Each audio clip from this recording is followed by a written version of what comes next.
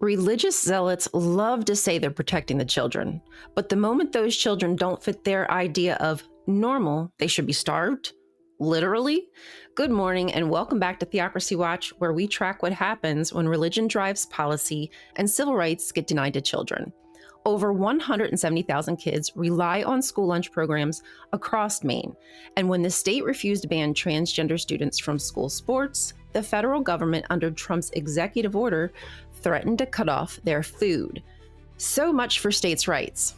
But Maine didn't back down. The state sued the USDA after it froze $2 million in nutrition funding and won a temporary restraining order to restore access to the program.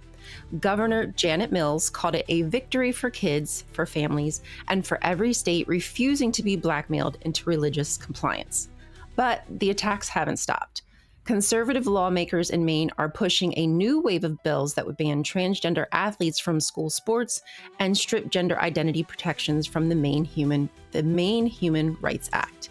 Meanwhile, Representative Laurel Libby, a grown adult, an elected official, and allegedly someone entrusted to protect children, had to be censored by the Maine House for publicly targeting a transgender teen athlete.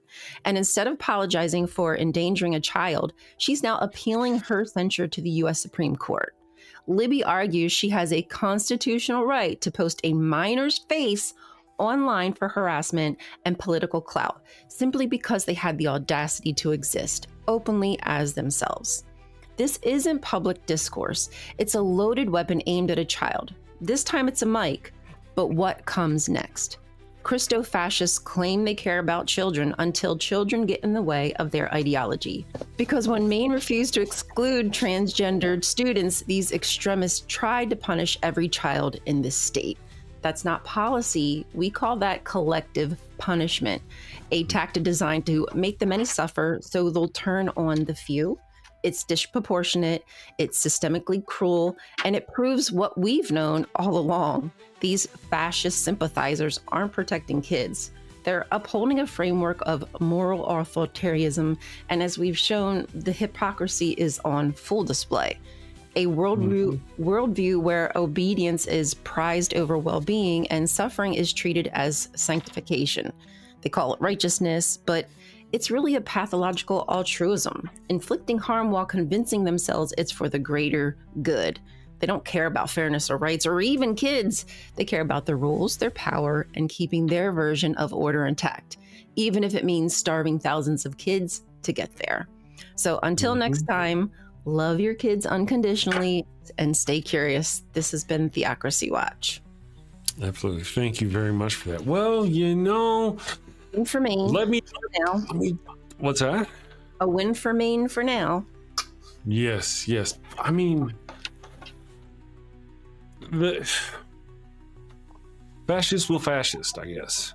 Yeah. No matter what, And the marriage between the far-right Christians and the MAGA Republicans, whether they're Christian or not, has been horrific on our country. At every turn, they're attacking everybody. And this notion that they would harm a whole bunch just to get at one or two or a few is absolutely on point for them. I think Brent A. said that, and I got that correctly, collective punishment.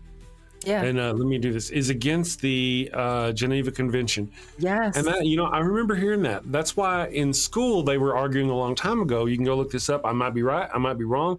They were arguing that you couldn't, keep a whole class from going out on the playground because of the actions of a couple.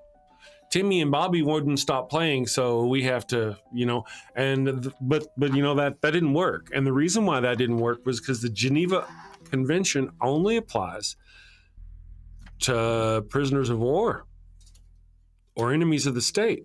Really? Not your own people. Oh. Yeah. So that's how they kind of lost, if I remember correctly, on that. If somebody out there will look that up for me. I don't have an engineer on the show. Working on getting an engineer. The Geneva Convention is anti-biblical. It absolutely is. Right? It is. Yeah.